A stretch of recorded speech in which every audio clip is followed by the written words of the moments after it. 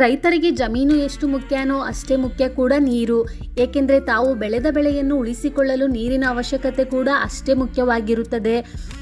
ಆದರೆ ಬೇಸಿಗೆ ಮತ್ತು ಬರಗಾಲದ ಸಮಯಗಳಲ್ಲಿ ತಮ್ಮ ಬೆಳೆಗಳಿಗೆ ನೀರುಣಿಸಲು ರೈತರು ಹರಸಾಹಸ ಪರದಾಡುತ್ತಾರೆ.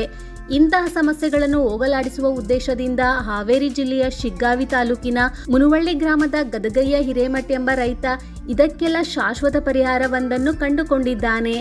ನಾವು ಮಳೆ ನೀರು ಕೊಯ್ಲು ನೋಡಿದ್ದೇವೆ. ಮಳೆ ನೀರು ಕೊಯ್ಲಿನಲ್ಲಿ ಮಳೆಗಾಲದಲ್ಲಿ ಮಾತ್ರ ನೀರನ್ನು ಸಂಗ್ರಹಿಸಿ ಅಂತರ್ಜಲ ಹೆಚ್ಚಿಸಬಹುದು. ಆದರೆ ಗದಗಯ್ಯನವರು ಕಂಡುಕೊಂಡಿರುವ ಮಾರ್ಗ ವರ್ಷ ಪ್ರತಿದಿನವೂ ಕೂಡ ಪೂರ್ತಿ ನೀರು ಸಂಗ್ರಹಿಸುವಂಥದ್ದು. ಸಾಮಾನ್ಯವಾಗಿ ವರ್ಷವಿಡೀ ಗ್ರಾಮಗಳಲ್ಲಿನ ಎಲ್ಲ ಚರಂಡಿಗಳು ಹರಿಯುತ್ತವೆ. ಜನರು ಸ್ನಾನ ಮಾಡಿದ ನೀರು, ಬಟ್ಟೆ ಬರಿ ತೊಳೆದ ನೀರು, ಪಾತ್ರೆಗಳನ್ನು ಸ್ವಚ್ಛಗೊಳಿಸಿದ ನೀರನ್ನು ಕಾಲುವೆಗಳ ಮೂಲಕ ವೇಸ್ಟ್ ನೀರನ್ನು ತಮ್ಮ ಮನೆ ಮುಂದಿರುವ ಬಾವಿಗೆ ಸಂಗ್ರಹಿಸುತ್ತಾರೆ. ಇಂತಹ ಚರಂಡಿಗಳಿಂದ ಹರಿಯುವ ನೀರನ್ನು 4 ಹಂತದಲ್ಲಿ ಸಂಗ್ರಹಿಸುತ್ತಾರೆ. ಮೊದಲನೇ ಹಂತದಲ್ಲಿ ದೊಡ್ಡ ದೊಡ್ಡ ಕಸಕಡ್ಡಿಗಳು ಫಿಲ್ಟರ್ ಆಗುತ್ತವೆ. ಎರಡನೇ ಹಂತ ಇನ್ನೂ ಸಣ್ಣ ರಂಧ್ರಗಳನ್ನು ಒಳಗೊಂಡಿರುತ್ತದೆ. ಮೂರನೇ ಹಂತದಲ್ಲಿ ದೊಡ್ಡ ಹೊಂಡದಿಂದ ನೀರನ್ನು ಎತ್ತುವಾಗ ಫಿಲ್ಟರ್ ಆಗುತ್ತದೆ. 4ನೇ ಹಂತದಲ್ಲಿ ಸಂಪೂರ್ಣ ಫಿಲ್ಟರ್ ಆಗಿ ಜಮೀನಿಗೆ ಹರಿಯುತ್ತದೆ. ಒಂದು 10 ವರ್ಷದಿಂದ ರೀ ಬರಗಾಲ ಬಿದ್ದಂಥ ಟೈಮಿನೊಳಗೆ ಎಲ್ಲ ವೇಸ್ಟಾಗಿ ನೀರು ಹೋಗ್ತಕ್ಕಂಥ ನೀರನ್ನು ಏನಾರ ಮಾಡಿ ಇದನ್ನು ನಮ್ಮ ಬಾವಿ ಕೆಡಿಕೊಂಡ್ರೆ ಅನುಕೂಲ ಆಕತಿ. ಬತ್ತಿದಂಥ ಬೋರ್ವೆಲ್ಗಳೆಲ್ಲ ರೀಚಾರ್ಜ್ ಆಗ್ತವೆ. ನಮ್ಮ ಬೋರಲ್ದನ ಈ ಬಾವಿ ಕೆಳಗಡೆ ಬರುವಂಥವೆಲ್ಲ ರೀಚಾರ್ಜ್ ಆಗ್ತಾವೆ ಅಂತ ತಿಳ್ಕೊಂಡು ಏನೋ ಒಂದು ಹೊಸ ಉಪಾಯ ಕಂಡಿಟ್ಟು ಸ್ವಂತ ರೀ. ನಮ್ಮ ಊರೊಳಗೆ JR ಯಲ್ವದಳ್ಳಿ RD ಪಾಟೀಲ್ರಂತ ಒಂದು ಹಿರಿಯರಿದ್ದಾರೆ. ಅವ್ರ ಮುಖಾಂತರ ಅವ್ರಿಗೆ ಹೇಳಿದೆ ನಾನು ಹಿಂಗೆ ಮಾಡಿದ್ರೆ ಹೆಂಗೆ ಆಕತಿ ಅಂತಂದು. ಇಲ್ಲ ನೋಡೋಣ ಮಾಡಪ್ಪ ಅಂತಂದರು. ಒಂದಿಷ್ಟು ಮಂದಿ ಇವ ಏನಪ್ಪ ಇದು ಗಲೀಜು ನೀರನ್ನು ಒಯ್ದು ಬಾವಿ ಕೆಡ್ಕೊಳಕತ್ತಾನ ಅಂತಂತಂದು ಒಂದಿಷ್ಟು ಜನ ಅಂದರು.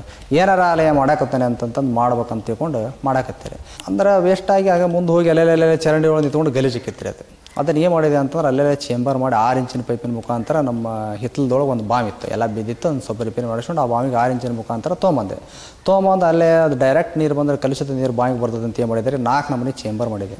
ಜಾಳ್ಗಿ ಎಲ್ಲಕ್ಕೂ ದೊಡ್ಡದು ಬೇರೆ, ಸಣ್ಣದು ಬೇರೆ, ಅದಕ್ಕಿಂತ ಸಣ್ಣದು ಬೇರೆ ಈ ಥರ 4 ಪ್ರಕಾರ ಜಾಳ್ಗಿ ಮಾಡಿ ಆ ಚೇಂಬರ್ನೊಳಗೆ ನಿಂತ್ಕೊಂಡು ಫಿಲ್ಟರ್ ಆಗಿ ಪಲ್ಲೊಳಗೆ ಹಾಸಿ ನೀರು ಫಿಲ್ಟರ್ ಆಗಿ ಬಾವಿಗೆ ಬರಬೇಕು. ಅಲ್ಲಿಂದ ಬಾವಿಗೆ ಬಂದಿಂದ ಅಲ್ಲಿಂದ ಮೋಟ್ರ್ ಮುಖಾಂತರ ಎತ್ತಿಕೊಂಡು ಫಿಲ್ಟರ್ ಮುಖಾಂತರ ಮತ್ತೆ ಫಿಲ್ಟರ್ ಕುಂದಿರ್ಸಿದ್ವಿ ರೀ. ಬಾವಿಗೆ ಮೋಟ್ರಿಗೆ ಕುಂದಿರ್ಸಿದ್ವಿ, ಮೇಲೇನೂ ಕುಂದಿರ್ಸಿದ್ವಿ. ಅಲ್ಲಿಂದ ಡ್ರಿಪ್ ಮುಖಾಂತರ ನೀರು ಹಾಸ್ಕೊಳ್ಳೋದು ಒಂದು ಹೊಸ ವ್ಯವಸ್ಥೆ ಕಂಡುಹಿಡಿದ್ವಿ. ವೇಸ್ಟಾಗಿ ಬಂದಿದ್ದ ನೀರು ರೀ ಸುಮಾರು 6 ಎಕರೆಗೆ ಹಾಯ್ತೈತೆ ರೀ. ಅಲ್ಲಿಂದ ಮುಂದೆ ತರಕಾರಿ ಬೆಳಿತೀವಿ. ಮೂಲಂಗಿ, ಮೆಂತೆ, ಪಾಲಕ್, ಸಬ್ಬಸಿಗೆ, ರಾಜಗಿರಿ, ಕೊತ್ತಂಬರಿ ಈ ಥರ ಎಲ್ಲ ಬೆಳೆದು ನಾವು ಉಡುಪಿ, ಕಾರವಾರ, ಕಾನಪುರ, ಹೊನ್ನಾವರ ಆಗ್ತಾಯಿದೆ ಕಳಿಸ್ತೀವಿ. ಸುಮಾರು ಒಂದು 5-6 ಲಕ್ಷ ರೂಪಾಯಿ ಖರ್ಚು ಮಾಡ್ಯಾರ ರೀ. ಅದಕ್ಕೆ ಗೌರ್ಮೆಂಟಿಂದ ಒಂದು 2 ಲಕ್ಷ ರೂಪಾಯಿ ಕೊಟ್ಟಿದ್ದಾರೆ. ಎಲ್ಲ ಡ್ರಿಪ್ ಮುಖಾಂತರ ಹಾಸ್ತೀವಿ ನಾವು. ಮತ್ತು ಈ ಗೊಬ್ಬರ ಕೊಡೋದು ಆಳುಗಳು ಭಾಳ ಹೋಗ್ತವೆ ಅಂತಂದು ವೆಂಚೂರಿ ಮುಖಾಂತರ ಒಬ್ಬರೇ ಯೂಸ್ ಮಾಡ್ಬೋದು. 20 ಆಳಿಂದ ಕೆಲಸ ಒಬ್ಬರೇ ಯೂಸ್ ಮಾಡ್ಬೋದು. ಒಬ್ಬರೇ ಕೆಲಸ ಮಾಡಿದ್ರೆ ಅನುಕೂಲ ಆಕತ್ತೆ ಅಂತಂದು ಹಿಂಗೆ ಡ್ರಿಪ್ ಮುಖಾಂತರ ಕೊಡೋದು ಒಂದು ವ್ಯವಸ್ಥೆ ಮಾಡ್ತಾರೆ. ಗ್ರಾಮದಲ್ಲಿರುವ ಚರಂಡಿಯ ನೀರು ಒಂದು ಹನಿಯೂ ವ್ಯರ್ಥವಾಗದಂತೆ ಗದಗಯ್ಯನವರು ಈ ಯೋಜನೆ ರೂಪಿಸಿದ್ದಾರೆ. ಚರಂಡಿಯ ನೀರನ್ನ ಫಿಲ್ಟರ್ ಮಾಡಿ ದೊಡ್ಡ ಹೊಂಡದಲ್ಲಿ ಸಂಗ್ರಹಿಸುವುದರಿಂದ ಸುತ್ತಮುತ್ತ ಬೋರ್ವೆಲ್ ನೀರಿನ ಮಟ್ಟ ಹೆಚ್ಚಾಗಿ ಬತ್ತಿದ ಬೋರ್ವೆಲ್ ಸಹ ತುಂಬಿ ಹರಿಯುತ್ತದೆ.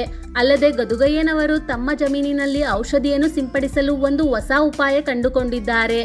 ಆಳುಗಳ ಕೊರತೆಯನ್ನು ನೀಗಿಸುವ ಉದ್ದೇಶದಿಂದ ಬೋರ್ವೆಲ್ಗೆ ಒಂದು ವೆಂಚೂರಿ ಎಂಬ ಉಪಕರಣ ಹಾಕಿದ್ದಾರೆ.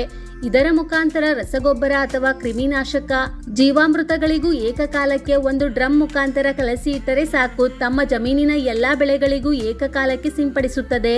ಗದಗಯ್ಯನವರ ಈ ಯೋಜನೆಯಿಂದಾಗಿ ಸಾಕಷ್ಟು ಲಾಭವನ್ನು ಸಹ ಸಂಪಾದಿಸಿದ್ದಾರೆ. ಇವರ ಈ ಸಾಧನೆಯನ್ನ ಕಂಡ ಗ್ರಾಮದ ಇತರೆ ರೈತರು ಮೆಚ್ಚುಗೆ ವ್ಯಕ್ತಪಡಿಸಿದ್ದಾರೆ. ಅಲ್ಲದೆ ಗದಗಯ್ಯನವರಿಂದ ನಮಗೂ ಅನುಕೂಲವಾಗಿದೆ ಎಂದು ಹರ್ಷ ವ್ಯಕ್ತಪಡಿಸಿದ್ದಾರೆ. ಗದಗಯ್ಯನವರ ಈ ಯೋಜನೆಗೆ ಅನೇಕ ಪ್ರಶಸ್ತಿಗಳು ಅರಸಿ ಬಂದಿವೆ. ವೇಸ್ಟ್ ನೀರು, ಹೊಗೆ ನೀರು, ಬಟ್ಟೆ ನೀರು, ಆಮೇಲೆ ದನಕರುಗಳು ಮೈ ತೊಳೆದಿದ್ದು, ಆಮೇಲೆ ಈ ಗಲೀಜ್ ನೀರು ಅಂತಕ್ಕದ್ದು ನಮ್ಮಲ್ಲಿ ಟಾಯ್ಲೆಟ್ ರೂಮಿನ ನೀರಂಕರು ಒಟ್ಟ ಬಿಡೋದಿಲ್ಲ ರೀ ಕಾಲ್ಬೇಕ. ಈಗ ಹಳ್ಳಿ ಜನಕ್ಕೆ ಪೂರ ಹೇಳ್ಕೊಂಡಿದ್ದಾರೆ ರೀ, ಅಷ್ಟರು ಸಹಾಯ ಮಾಡಿದಾರೆ ರೀ. ಅದೇ ನೀರನ್ನು ನಾವು ನಮ್ಮ ಬಾವಿ ಕೆಡ್ಕೊಂಡು ನಾವು ಇದೇ ಥರ ಮಾಡ್ಬೇಕಂತ ಮಾಡಿದೀವಿ ರೀ. ವರ್ಷಕ್ಕೆ ಏನೂ ಇಲ್ಲ ಅಂದರೂ ಒಂದು 8-10 ಲಕ್ಷ ರೂಪಾಯಿ ಓಪನ್ ತೆಗೆದ್ರೆ ಒಂದು 8-10 ಲಕ್ಷ ರೂಪಾಯಿ ಓಪನ್ ಬರ್ತಾ ಇದೆ ರೀ. ಒಂದು 2 ಲಕ್ಷ ರೂಪಾಯಿದಲ್ಲಿ ಖರ್ಚು ಹೋಗ್ತದೆ ರೀ. ಒಂದು 8 ಲಕ್ಷ ರೂಪಾಯಿ ಉಳಿಸಿದಾರೆ ರೀ. ಈಗ ಎಷ್ಟೋ ನೀರೆಲ್ಲ ಹರಿದು ವೇಸ್ಟಾಗಿ ಹೋಗ್ತಾ ಇರ್ತದೆ ರೀ. ಅಂಥ ನೀರನ್ನು ಅವ್ರು ಕಲೆಕ್ಟ್ ಮಾಡಿ ಆ ನೀರನ್ನು ಬೆಳೆ ಮಾಡೋದನ್ನು, ತರಕಾರಿ ಪ್ರತಿಯೊಂದು ಸಮಗ್ರವಾಗಿ ಮಾಡೋದು ಭಾಳ ಖುಷಿ ಆಯ್ತು ರೀ. ನಾನು ಕೂಡ ಅದನ್ನು ನೋಡಿ ಇಲ್ಲಿ ಅಳವಡಿಸ್ಕೊಂಡು ಸುಮಾರು ನಾನು ಅವರು ನೋಡಿ ಇದು ಮಾಡ್ತಾ ಇದ್ದೇನೆ ರೀ. ಈಗ ಭಾರಿ ಒಳ್ಳೆಯ ರೈತರಾಗಿ ಒಳ್ಳೆಯ ಒಂದು ನಮ್ಮ ಸಮಾಜಕ್ಕೆ ಒಂದು ಒಳ್ಳೆಯ ಮಾದರಿ ರೈತರು ಅಂತೇಳಿ ನನಗೆ ಭಾಳ ಹೆಮ್ಮೆಯಿಂದ ಹೇಳೋಷ್ಟು ನನಗೆ ಇದು ಐತ್ರಿ ಸರ್ ಅವ್ರ ಬಗ್ಗೆ ಮಟ್ಟಿಗೆ ರೀ. ಒಟ್ಟಿನಲ್ಲಿ ಸಣ್ಣ ಕುಗ್ಗ ಗ್ರಾಮದ ರೈತನೊಬ್ಬ ರೈತರ ಸಮಸ್ಯೆಯನ್ನ ಹೋಗಲಾಡಿಸುವ ಉದ್ದೇಶದಿಂದ ಇಂತಹದೊಂದು ಮಹತ್ವಾಕಾಂಕ್ಷಿ ಯೋಜನೆಯನ್ನ ಸಿದ್ಧಗೊಳಿಸಿದ್ದು ನಿಜಕ್ಕೂ ಶ್ಲಾಘನೀಯ. ಇಂತಹ ಯೋಜನೆಗಳನ್ನು ಇನ್ನಷ್ಟು ರೈತರು ರೂಪಿಸಿಕೊಂಡು ತಮ್ಮ ಸಮಸ್ಯೆಗಳನ್ನು ಹೋಗಲಾಡಿಸಿಕೊಳ್ಳುವ ಅವಶ್ಯಕತೆ ಇದೆ. ಫ್ರೆಂಡ್ಸ್, ಈ ವಿಡಿಯೋ ಇಷ್ಟ ಆದರೆ ಲೈಕ್ ಮಾಡಿ, ಶೇರ್ ಮಾಡಿ ಹಾಗೂ ತಪ್ಪದೇ ನಮ್ಮ ಚಾನಲ್ನ ಸಬ್ಸ್ಕ್ರೈಬ್ ಮಾಡಿ.